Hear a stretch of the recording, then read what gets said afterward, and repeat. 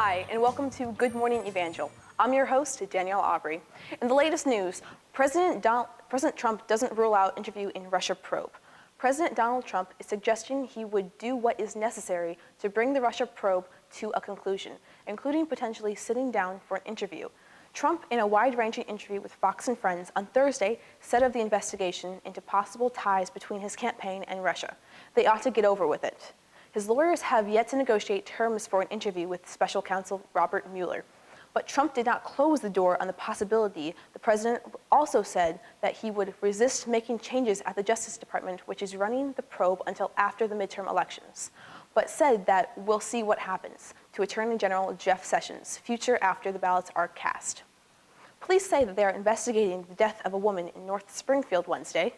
Officers respond to the apartment at 1617 North Benton around 6:45 p.m. as a well-being check. Officers found Tony M. Brooks, 39, dead from apparent stab wounds. Police say that they do not have a suspect identified. Detectives are asking anyone who has information about this incident to contact the Springfield Police Department at 417-864-1810 or make an anonymous call to Crime Stoppers at 417-869-8477. The Pentagon has grounded the F-35 fighter jet in order to inspect the fleet in the wake of a crash last month in South Carolina. The decision temporarily halts combat operations by Marines who began conducting airstrikes against Taliban targets in Afghanistan the day before the crash. The Air Force, Navy, and Marines Corps have all different versions of the stealthy fighter. All three services have stopped flying the F-35, while fuel tubes in the aircraft are inspected and replaced if necessary. The F-35 program office says the inspections should only be completed in 1 or 2 days. Certain fuel tubes were identified as a potential problem. If the aircraft has those, they will be replaced.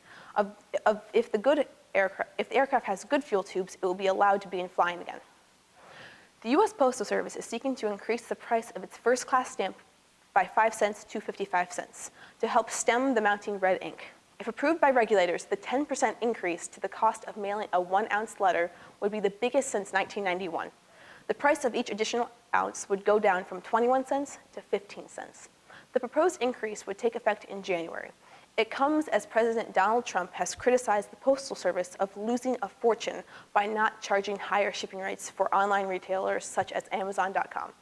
The Postal Service has seen years of financial loss as an unrelenting drop in mail volume and cost of its healthcare pension obligations outweigh strong gains in package deliveries.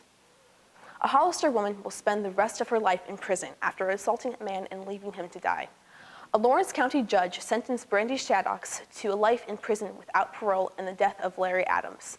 Shaddocks also received more severe sentences for assault, armed criminal action, kidnapping, and forgery.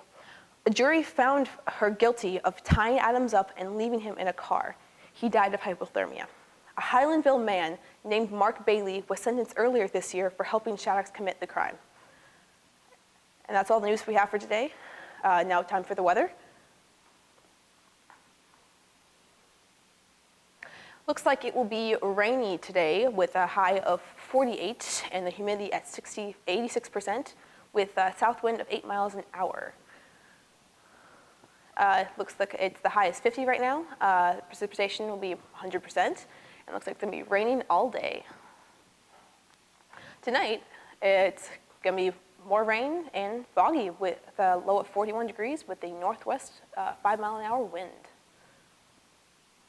And for the 6-day forecast, it looks like it's going to be in the upper 40s and lower 50s with it warming up towards the end of the week towards 59. It looks going to be cloudy and then sunny. Well, that's all for the news for today. After the break, Elaine Hines will give us a demonstration of how to cook noodles with a dorm-sized kitchen. We'll be right back after these short messages. The world is waiting for you to make an impact in the career field God has called you to. He has equipped you with the creativity, skills, and talents you need to be successful.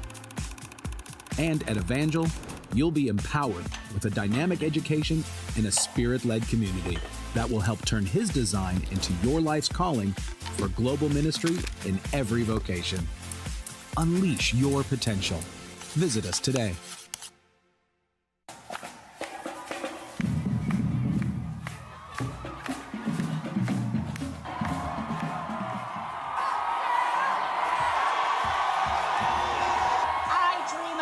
campus where students encounter a living Christ.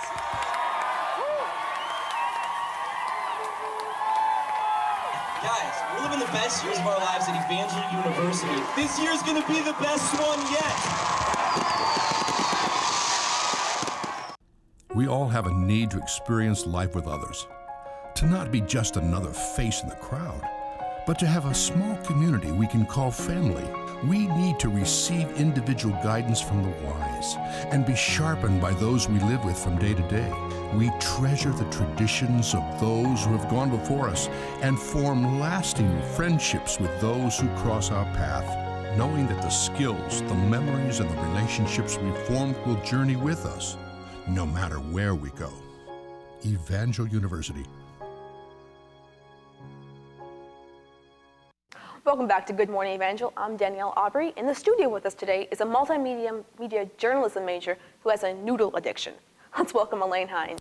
How are you today, Elaine? I'm doing good. How about you, Danielle? I'm doing pretty good. So, you have a noodle addiction? How long has that been going on for? Well, my noodle addiction, I started getting help about 3 years ago. Oh, yeah. And it just kind of has been progressing ever since. Have you tried any of those 12-step programs? Yeah, exactly. No, that actually, it's kind of included like with the 12 different ingredients you need. It's just kind of a baseline of general ingredients that you need.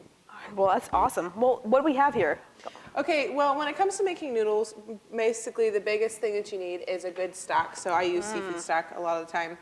It smells, and my roommate likes to kill me sometimes because it smells like fish. I bet she does. But also, if you want to hand me the noodles, noodles are the basis for everything. And I like to use rice noodles. I get these from any sort of Asian market. There are tons in Springfield, Missouri, and you can get them anywhere. And if you want to hand me my bok choy, this is any sort of vegetables that you get, whether every sort of greens or as in like kale or broccoli. I love to use vegetables, and I have some chopped up already. So what you basically want to start out with when cooking noodles, you want to start with butter. I use lots of butter because there's no fat in noodles whatsoever. So if you want to go ahead and hand me some butter, a pat of butter. Pat of butter, that's fun. Just slice it. There's a knife right there. Excellent. How much should I? That's perfect. I like to use lots of butter in my cooking. Butter is good. It lubes up your arteries. Yeah. I use lots of butter in whatever I'm doing, and the butter goes in first, and then I put my vegetables in so they can saute. I've also got some green onions here, and that adds a bit of flavor to it as we go along, and it's great. That's a little bit. Awesome. So how long does this usually take to cook? Well, depending on the noodles that you get, sometimes it takes a little bit longer for the noodles themselves to actually to soak in and to cook fully. But these take up anywhere from 5 to 8 minutes. So not enough to finish in our show, huh? No. But for if someone just need a quick meal, noodles are the way to go. So now that those are working on sauteing and getting all nice and cooked there. All right, well, we don't have too much more time. So what other ingredients would you put in before you add the noodles? Well, I generally like to add some sort of meat to it, so I've actually got some sausage that is some of my favorite. It's actually apple sausage, which, believe it or not, the sweetness of the apple helps to counteract some of the saltiness, whether you eat from your soy sauce, or I even have some wakame soup mix that I like to use, and that gives it just an extra bit of flavor to it. And then I always top mine with cheese because I also love cheese. Cheese is good, though. Cheese is good. Is fantastic. And so what is this stuff right here? That is actually salt. I prefer to use all natural sea salt, and that is actually from the Mediterranean. Oh, wow. So natural sea salt is some of the best ways to go. And so all these ingredients are fairly easy to get here, but yeah, it looks like that's all the time we have here. Thank you so much for joining us, Elaine. That's all we have for today, and thank you for watching, and have a wonderful day.